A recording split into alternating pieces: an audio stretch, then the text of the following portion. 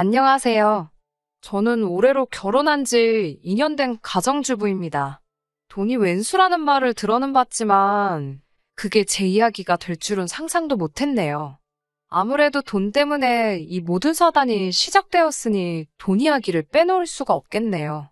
결혼 전 저는 마케팅 회사를 다니고 있었는데 월 수입은 300 정도였어요. 남편의 경우 출판사를 다니고 있었고 월 수입은 저와 비슷하거나 적거나 그랬습니다. 저희 둘이 만나게 된 건 서로 알고 지내던 오지랖이 넓었던 작가의 소개 덕분이었고요. 아무래도 둘 다 결혼 정년기에 만났기에 사귄 지 6개월 정도 되었을 무렵 이미 결혼 이야기가 나오기 시작했어요. 솔직히 저는 좀 더 시간을 갖고 만나면서 천천히 따져보고 싶었는데 남편은 이세를 생각해서라며 하루라도 빨리 결혼을 하고 싶어 했었어요. 남편의 적극적인 태도 덕분에 알게 된 지 1년도 되지 않아서 결혼식까지 올렸는데 지금 그게 너무 후회가 되네요.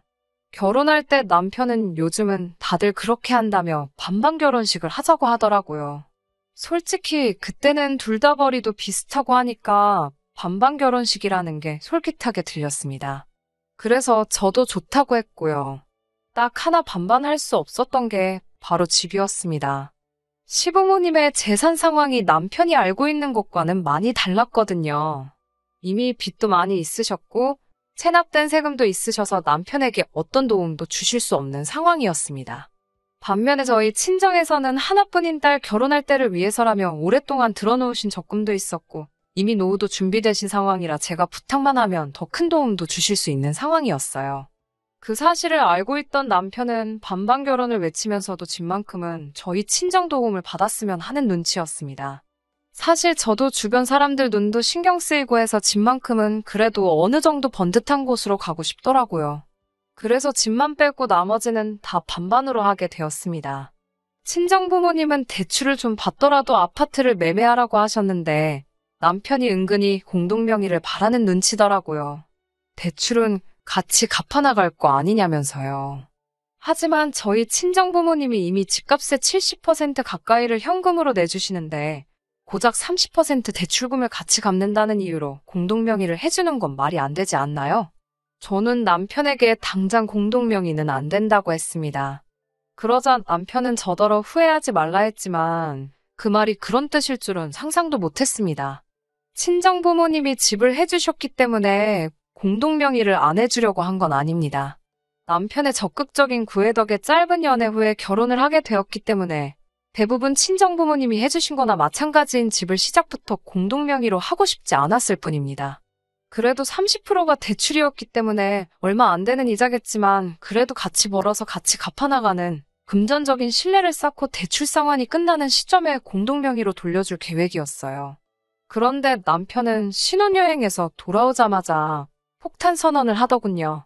집을 공동명의로 해주기 전까지는 자기도 혼인신고를 안 올릴 거다. 그리고 집 명의는 공동이 아닌 당신 개인으로 되어 있으니 공동명의로 바꾸기 전까지는 당신 소유물이나 마찬가지니 대출금은 혼자서 갚았으면 좋겠다고 말이에요. 그렇게 저희는 각자 월급에서 생활비 명목으로 100만 원씩 각출하여 200만 원을 공동자금으로 쓰는 결혼 생활을 시작했습니다. 명목상으로는 반반 결혼을 했기 때문에 생활비도 정확히 반씩 나눠서 내고 남은 돈은 자기가 직접 알아서 관리하기로 했어요. 그런데 처음 1년은 아무런 문제도 없다가 제가 실직을 하게 되면서 상황이 안 좋아졌습니다. 제가 다니던 회사가 갑자기 부도가 나면서 어쩔 수 없이 회사를 나와야만 했습니다. 다행히 처음 몇 달은 실업급여를 받았기에 그럭저럭 버틸 수 있었어요. 하지만 그럼에도 불구하고 남편이 외벌이가 되니까 눈치 아닌 눈치가 보이더라고요. 게다가 실업급여로 생활비하고 아파트 대출금 내고 나면 정말 제 손에 남는 건 몇만 원뿐일 때도 있었고요. 다행인 건 그래도 그동안 비상금이라고 모아둔 돈이 있어서 그럭저럭 버틸 수 있었습니다. 그러다 몇 달 전 실업급여도 끝이 나고 제가 따로 모아둔 돈도 거의 바닥을 보일 때였어요. 왕래는 자주 한 적 없었지만 사촌 여동생이 결혼을 한다고 하더라고요. 아무리 그래도 어릴 적에 저를 잘 따르기도 했고 명색이 제가 사촌 언니인데 아무것도 안 할 수는 없어서 뭐 큰 건 해줄 수 없어도 축의금 얼마 정도는 해야겠더라고요. 남편에게 다음 주에 사촌동생 결혼식이 있어서 이만큼 축의금을 내려고 한다고 이야기를 했더니 남편이 눈을 동그랗게 뜨고 정색을 하면서 저를 쳐다보더라고요. 그러더니 그걸 왜 나한테 말해? 이러는 거예요. 그걸 왜 우리 생활비에서 내야 하냐고요. 그래서 제가 이것도 경조사비에 포함 아니냐니까. 자기는 그 동생을 본 적도 없는데 나 혼자 번 돈을 왜 축의금으로 써야 하냐더군요. 그래서 제가 평소라면 내가 그냥 내 돈으로 하겠지만 지금은 당신도 알다시피 내가 수입이 없으니까 생활비에서 내자고 그랬어요. 이때부터는 그리고 솔직히 치사하고 더러워서 알았다 내가 낸다 하고 말 수도 있었지만 남편 말하는 꼬락서니를 보고 있으니 그냥 넘어가기가 싫더라고요. 도대체 뭐 이런 인간이 있나 싶어서 저도 따지고 들었습니다. 이때 이미 저도 치사한 기분이 들었고요. 솔직히 실직 전에는 저희 가족이나 제 지인들의 경조사가 있으면 당연히 전부 제가 부담했었고 심지어 시부모님 용돈도 남편이 너무 야박하게 드리면 제가 조금씩 더 얹어서 드린 적도 있었습니다. 저는 당연히 부부니까 이런 걸 하나하나 언급하면서 생색내기도 싫었고 그럴 필요도 못 느꼈어요. 하지만 남편은 저와 다른 어떤 기준이 있었나 봐요. 결국 남편은 축의금을 주는 대신 저에게 차용증을 쓰라고 하더라고요. 나중에 직장이 생기면 그만큼 다시 생활비 통장에 채워넣겠다고 약속을 하라는 거예요. 그래서 실제로 차용증을 쓰고 오기로 생활비에서 돈을 빼서 축의금으로 냈습니다. 솔직히 남편이랑 저랑 결혼식에 가서 먹은 밥값이 그만큼은 나왔을 거예요. 결혼식이 끝날 때까지 아무 일 없다는 듯 뷔페를 몇 접시고 퍼다 먹는 남편을 보는데 꼴도 보기 싫고 오만정이 다 떨어지더라고요. 남편은 이죽대면서 너는 이제 돈이 얼마나 없길래 축의금도 차용증까지 써서 내냐고. 이제 조금 있으면 집도 팔아야겠다. 하면서 저를 비웃더라고요. 이제라도 공동명의 해주면 자기가 대출금 정도는 같이 내주겠다고 킬킬대면서요. 사실 실직 이후로 저도 자존감이 많이 낮아져 있는 상태였고 남편은 농담이라고는 했지만 번번이 저를 보면서 누구는 좋겠네. 일 안 하고 놀고 먹어도 나라에서 돈 나오고 남편이 돈 벌어오고 얼마나 행복할까? 라면서 빈정거린 적이 한두 번이 아니거든요. 그럴 때마다 진짜 짜증나고 스트레스도 많이 받아서 제가 왜 말을 그렇게 하냐고 따지면 농담인데 왜 그렇게 예민하게 받아들이냐고 역으로 받아쳐왔어요. 그러다 보니 내가 진짜 지금 예민해서 별거 아닌데 과민 반응하는 건가? 내가 문제인가? 그런 생각까지 들더라고요. 그런데 이번 경조사비를 따지는 과정에서 남편의 가치관과 사고방식이 원래 그 모양이라는 걸 알게 된 거죠. 거기에 아직도 진명이 문제로 저한테 앙심을 품고 있다는 사실과 아직도 호시탐탐 아무것도 하지 않고 진명이를 공동명의로 돌리고 싶어 한다는 걸 알게 되었습니다. 그날 이후로 저는 무조건 일단 직장부터 잡아야겠다는 생각이 들었습니다. 사실 실업급여도 있고 하니까 좀 시간을 갖고 마음에 드는 회사를 찾아서 신중하게 지원하고 싶은 생각이었어요. 그때만 해도 남편이 저를 믿고 지지해주는 줄 알았지. 속으로 저렇게 쪼잔하고 치사한 사람인데다가 아파트 명의를 노리고 있는 줄도 모르고 그저 저를 응원해주고 있을 거라 믿었거든요. 실직한 동안 사실 아이 계획도 갖고 해서 다른 의미로 안정적인 정착 같은 장기적인 목적을 갖고 생각하고 있었는데 남편의 실체를 알게 되면서 제 계획도 달라지게 되었네요. 하지만 이혼까지는 생각하지 않았습니다. 어떻게 참교육을 시켜줄까 그런 생각만 했었어요. 이혼도 사실 상관이 없었죠. 남편이 공동명의를 미끼로 혼인신고조차 올리지 않은 상황이었으니까요. 딸의 안정적인 정착을 위해 배출어주신 부모님의 호의가 이 남자에게는 제가 자기한테 미쳐서 집도 해오고 결혼 비용도 반반씩 하고 생활비까지 가져다주는 그런 사람인 거라 생각했다는 겁니다. 아무튼 그런 와중에 전 직장에서 저를 예뻐라 하던 선배의 소개로 다른 마케팅 회사의 경력직으로 입사를 하게 되었습니다. 도중에 이야기가 잘 돼서 월급이 상당히 많이 올랐어요. 남편은 제가 다시 돈을 벌기 시작해서인지 예전처럼 자상하고 아무 일도 없었다는 듯 저를 대했습니다. 남들이 보기에는 참 잘 지내는 것처럼 보였을 거예요. 저도 속으로 안심을 하면서도 한편으로는 또 만약에 저한테 무슨 일이 일어난다면 저 사람은 똑같이 내 걱정이나 내 체면보다 내가 가지고 있는 아파트 명의부터 신경 쓰겠지? 하는 생각이 들기 시작하니 조금씩 남편이 불편하게 느껴지더라고요. 그러다 얼마 전 제가 다시 출근하기 시작하고 한 두 달 정도 됐을 무렵이었어요. 새로운 직장과 사람들에게 적응하느라 스트레스가 상당했지만 그래도 다시 고정적으로 돈 들어오는 곳이 생기니까 자존감도 살아나는 것 같고 몇 달이었지만 참아야 했던 것들도 다시 할 수 있게 된 현실에 감사하며 지내고 있었습니다. 그러던 와중 신우에게 연락이 왔습니다. 참고로 신우와 저는 그렇게 가깝지는 않습니다. 남편보다 4살 많은 신우는 남편이 자기보다 먼저 장가가는 거에 불만이 굉장히 컸다고 들었어요. 하지만 시댁에서는 이미 딸도 노처녀인데 아들까지 노총각은 만들 수 없다며 순서가 무슨 상관이냐고 준비된 사람부터 가라고 했다고 들었습니다. 아무튼 그렇게 신우와 저는 좀 껄끄러운 사이인데 신우가 웬일로 저에게 연락을 해온 거예요. 그래서 제가 무슨 일이냐 하니까 자기가 결혼할 사람이 생겼다고 하더라고요. 비록 친하진 않아도 어쨌든 신우가 시집을 간다고 하는데 저도 기뻤고 축하한다고 했어요. 그런데 신우가 하는 말이 그래서 말인데 돈 좀 빌려줄 수 있냐고 하더라고요. 그래서 제가 놀라서 무슨 돈이요? 하고 물으니 결혼하기로 한 남자 쪽에서 5천만 원을 요구하더라는 거예요. 그래서 제가 아니 결혼하는데 왜 돈을 요구를 하냐고 물으니까 남자 쪽이 조건이 좀 좋아서 그렇다네요. 그래서 그럼 시부모님한테 물어보시지 왜 저한테 그러시냐 하니까 저더러 시댁 사정 알면서 왜 그러냐고 그러더라고요. 그래서 아무리 그래도 저한테 왜 말씀하시는 건지 모르겠다고 하니까 자기 남동생 그러니까 제 남편이 한번 물어보라고 그랬다는 거예요. 그래서 신우에게 일단은 죄송하지만 저는 그럴 여유 자금이 없다고 말해줬어요. 그날 저녁은 남편이 야근을 하느라 이야기를 못하고 다음 날이 되어서야 이야기를 하게 되었어요. 저는 도대체 신우가 무슨 소리를 하는 건지 모르겠다고 정말 당신이 나한테 돈 빌려달라고 하랬냐고 물었습니다. 그러자 남편이 한다는 소리가 제가 직장 안 다니는 동안에도 생활비 안 밀리고 잘 내놓길래 어디 믿는 구석이라도 있는 줄 알았지 그러더군요. 남편의 그 말에 저도 모르게 한숨이 나오면서 그때 축의금 가지고 나한테 차용증까지 쓰라고 한 거 기억 안 나냐고 물었더니 남편은 맞다. 그랬지. 그러면서 그건 채워 넣었나 이러는 거예요. 제가 진작에 채워 넣었다고 말 돌리지 말라고 하면서 어쨌든 나 돈 없다고 딱 잘랐습니다. 그러자 남편도 갑자기 뭐가 기분이 나빠졌는지 근데 축의금 이야기를 지금 왜 꺼내냐면서 저더러 그때랑 지금이랑 경우가 같냐고 오히려 적반하장으로 나오더라고요. 그래서 제가 뭔 소리 하는 거냐고 뭐가 다르냐고 둘 다 돈이 문제인데 이러니까 사촌은 남이나 마찬가지지만 신우는 한 가족이라고 말도 안 되는 문언니를 또 펼치더라고요. 그러더니 그러지 말고 찾아보니까 우리 지금 사는 아파트도 많이 올랐는데 아파트 담보로 대출 좀 받아주자 이러는 거예요. 제가 실업급여로 꾸역꾸역 대출금 갚는 걸 보면서도 이 집은 제 명이니까 자기는 공동명의 해주기 전까지는 곧 죽어도 못 내준다던 남편입니다. 그런 인간이 제 아파트로 자기 누나 결혼자금을 만들어주자는데 화가 나다 못해 실소가 새어나오더라고요.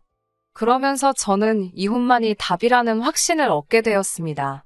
남편은 저를 사랑해서 결혼한 게 아니라 남들 눈이 있으니 결혼은 해야겠는데 기왕 할 결혼이면 안정적으로 돈을 낼 수 있는 여자랑 해야겠다 싶어서 저랑 결혼했다는 사실을요. 하지만 남자 잘못 만나서 인생 망한 여자는 있어도 혼자 살아서 망한 여자는 없다는 누군가의 말처럼 제가 남편 말대로 안정적으로 돈도 낼 수 있고 집값까지 올랐는데 뭐하러 굳이 남편이랑 사나 싶더라고요. 저 혼자 잘 벌어서 잘 먹고 잘 살면 되잖아요. 아무 말도 안 하고 제가 실실 웃고 있으니까 남편이 뭔가 이상했는지 제 눈치를 살살 보더라고요. 저는 남편을 쳐다보고는 이혼하자 그냥 그랬어요. 남편은 자기가 잘못 들었나 싶었는지 뭐라고? 이모한테 물어보자고? 이러는 거예요. 그래서 제가 이혼하자고 자기 짐 챙겨서 나가라고 이 집에서 그랬습니다. 그러자 남편은 오히려 어이가 없다는 듯 참나 무슨 신우 결혼자금 빌려주잔다고 이혼을 하자고 하냐면서 저더러 이까짓 아파트 있다고 이상하게 생색을 낸다 하더라고요. 그래서 나 생색 내는 거야. 너는 이까짓 아파트도 없잖아. 이까짓 아파트에 네 돈 10원도 안 들어갔잖아. 이 10원짜리만도 못한 인간아. 라고 소리를 쳤어요. 그러자 남편이 말이 너무 심한 거 아니냐면서 알았다고 그만하라고 하더라고요. 그래서 나 지금 농담하는 거 아니라고 그냥 당장 짐 싸서 나가달라고 했어요. 남편은 이혼이 무슨 애들 장난이냐고 짜증을 내면서도 점점 뭔가 상황이 심각하게 돌아가고 있는 걸 눈치챈 모양이었어요. 슬슬 제 눈치를 보더라고요. 저는 남편에게 이제 알겠냐고, 너가 공동명의 안 해주면 부부가 아니라고 한 덕분에 우리 아직 혼인신고도 안 올려놓은 거 몰랐냐고 말하니 남편 얼굴이 사색이 되더라고요. 결혼기간이 짧다고 한들 이혼하게 되면 재산분할 청구 소송이라도 할 수 있었을 텐데 이런 상황이라면 집안에 있는 객검 하나도 가져나오지 못할 걸 뻔히 알고 있으니까요. 남편은 결국 저에게 미안하다고 사과를 하더라고요. 미안하다고 끝날 일이었으면 저도 이렇게 화를 내지 않았을 테죠? 일단 신우한테는 당장 전화해서 돈 해주는 건 어려울 것 같다고 제가 보는 앞에서 말하라고 했어요. 전 그렇게 가족을 도와주고 싶다면 말리지는 않을 테니 담보대출 같은 말도 안 되는 소리 말고 알아서 직접 대출을 받으라고 했습니다. 사촌이든 가족이든 먼저 네 가족 내 가족 따지고 아내한테 차용증까지 쓰게 만든 사람이 대체 무슨 생각을 했길래 내가 순순하게 결혼하는 신우네 집을 사는데 도와줄 거라는 생각했느냐 따졌어요. 남편은 결국 어디 돈 나올 구석도 없으니 순순히 신우한테 전화해서 돈 이야기는 못 해준다고 제대로 전하더군요. 저는 그 모습을 보고 이제 충분히 반성을 했을 거라 생각했는데 그게 아니더군요. 남편은 전화를 끊자마자 툴툴대면서 이제 됐냐? 라고 저한테 성질을 부리더군요. 적반하장도 유분수지 사과했던 건 전부 진심이 아니었고 반성하는 모습은 하나도 보이지 않았어요. 저는 그래도 최대한 좋게 넘어가려 했는데 시키는 대로 하고 가만히 있었으면 거기서 끝날 일을 가지고 정말 끝까지 구질구질하게 나오더라고요. 됐냐고 물어봤으니 아직 안 됐다고 대답해줬어요. 기분 나쁜 거 티내면서 평소 성질내던 것처럼 문 부서져라 쾅 닫고 방으로 들어가려던 것 같은데 제가 아직 안 됐다고 말하니까 이런 저의 반응을 예상 못했는지 흠칫 놀라서 저를 쳐다보더라고요. 아직도 누가 칼자루 쥐고 있는지 똥오 좀 못 가리고 정신 못 차리고 있는 남편에게 한마디 했어요. 이제부터 내 집에서 살려면 월세를 내라고요. 남편이 웃기지도 말라면서 부부 사이에 무슨 월세를 받냐고 하더라고요. 너 때문에 우리 혼인신고 안 한 거 모르냐. 내 명예 내 집에서 얹혀 사는데 네 돈 내 돈 따지고 있으면 그게 룸메이트지 무슨 부부냐고 쏘아붙였어요. 너가 내 남편이라는 확신이 들 때 그때가 되면 월세도 받지 않고 혼인신고는 물론 공동명의까지 해주겠다는 조건을 걸었죠. 하지만 그때까지는 우리는 그냥 동거인에 불과한 남남이라고 우리가 부부라는 확신을 가질 수 있게 처신 잘하라고 했어요. 남편은 자기가 그 상황에서 할 수 있는 게 없으니 또 비굴하게 나오더라고요. 내 벌이 뻔히 알면서 월세는 무슨 월세냐 하면서 불쌍한 척을 하다가 안 되니 내가 너 아니면 누구랑 결혼했겠냐. 우리가 비록 월급은 따로 관리했을지언정 서로 이 집에서 지낸 시간이 가짜였다고 생각하는 거냐 하면서 정에 호소하기 시작하더라고요. 마음 약해지면 안 될 것 같아서 단호하게 잘랐어요. 당장 이번 달부터 월세 내라고요. 월세를 받는다고 해도 사실 제가 그 돈을 개인적인 일에 쓸 생각도 없었어요. 그냥 따로 저금해놨다가 남편 돌려주던지 아니면 아직 남아있는 대출금 갚는데 쓰고 대출 갚는 게 끝나면 원래 계획했던 대로 이 집에 남편 명의도 올려줄 계획이었어요. 그런데 남편은 뭐가 그렇게도 불공평하다는 생각을 했는지 일주일도 안 돼서 아주 기고만장해서 저를 부르더군요. 그동안 자기가 법을 좀 공부했다고 하더군요. 변호사 같은 법조인을 만나고 온 건 아닌 것 같고 제가 볼 땐 그냥 핸드폰으로 인터넷 좀 뒤적이다가 온 것 같았습니다. 비록 혼인신고를 안 했어도 결혼식을 올렸고 일정 기간을 부부처럼 살았으면 그건 또 부부로 인정된다고 하더라고요. 기고만장해서 하는 말이 오히려 지가 저한테 이혼 소송을 걸겠다고 하더군요. 남편 말에 따르면 우리 사이가 사실혼이 성립되는 거나 마찬가지고 그 관계가 해소되는 경우에는 재산분할이 인정된다고요. 사실 그런 부분까진 생각 안 해봤어서 아차 싶었어요. 그것도 그렇지만 끝까지 저는 남편 고쳐 써먹어보려고 나름 노력한 건데 남편은 오히려 제 명의로 된 이 집을 자기가 분할받을 수 있다는 생각에 아예 이혼을 결심한 것 같더라고요. 참 사람 고쳐 쓰지 못한다는 말이 틀린 말이 하나 없더라고요. 기고만장해서 저런 식으로 나오는 남편을 달래가며 제 재산 지키는 것보다 차라리 이대로 이혼해버리는 게 좋겠다는 생각이 들었습니다. 그러자고 차라리 이혼하자고 대판 싸우고 다음날 저는 실력 좋다는 이혼 전문 변호사를 방문했어요. 남편이 조금이라도 생각을 할 줄 아는 사람이었으면 인터넷만 맹신할 게 아니라 저처럼 직접 행동을 했었을 텐데요. 맞벌이 부부이기는 하지만 혼인신고도 안 올렸고 각자 버는 돈 따로 관리를 했던 게 오히려 남편한테는 독이 되었네요. 대출금을 전부 제가 번 돈으로 갚았어야 했고 그로 인해 남편이 우리 집에서 공동재산 증식에 관한 기여도가 0에 수렴했기 때문에 재산 분할을 받지 못할 거라는 설명을 들었습니다.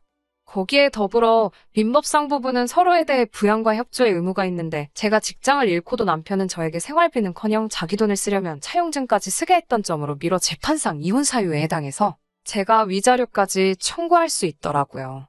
그 사실을 남편에게 말해주니 그제서야 이혼하자는 건 사실 장난이었다는 식으로 얼렁뚱땅 사과하며 넘어가려고 하더라고요. 자기가 저랑 이혼을 왜 하겠냐며. 저는 마음 바꾸지 않았어요. 남편이 보는 앞에서 집안에 있는 남편 옷 가지며 짐이며 다 빼와 거실 바닥에 던져놓고 지금 그냥 말로 할 때 나가버릴래? 아니면 원하는 대로 이혼소송 걸어서 나한테 위자료까지 뱉을래? 너가 정해 라고 했더니 무릎을 꿇고 제 앞에 몇 번을 빌다가 결국엔 자기 짐을 주섬주섬 챙겨서 나가더군요. 빈털터리가 돼서 나가는 모습을 보니까 조금 안쓰럽기는 했지만 결국 자기가 자기 꾀에 넘어간 거나 마찬가지니 오히려 속은 후련했습니다. 계산 빠르고 욕심 많은 성격 알고 있었지만 저는 남편의 그런 성격이 저희 단점을 보완해 줄 거라 믿었었거든요. 월급 잘 모아서 손해 안 보고 잘 살아갈 거라 믿었던 제가 바보 같습니다. 그래도 마지막 가는 길에는 크게 한 방 먹여줬으니 내쫓기는 그 모습 타산지석으로 삼아서 저도 적당히 욕심부리며 살아가려고 해요. 그러면 저의 이야기는 여기서 마무리 짓도록 하겠습니다. 끝까지 들어주셔서 감사합니다. 오늘의 사연은 여기까지입니다. 구독과 좋아요, 알람 설정 부탁드리고 더 좋은 사연으로 다시 찾아뵙겠습니다. 감사합니다.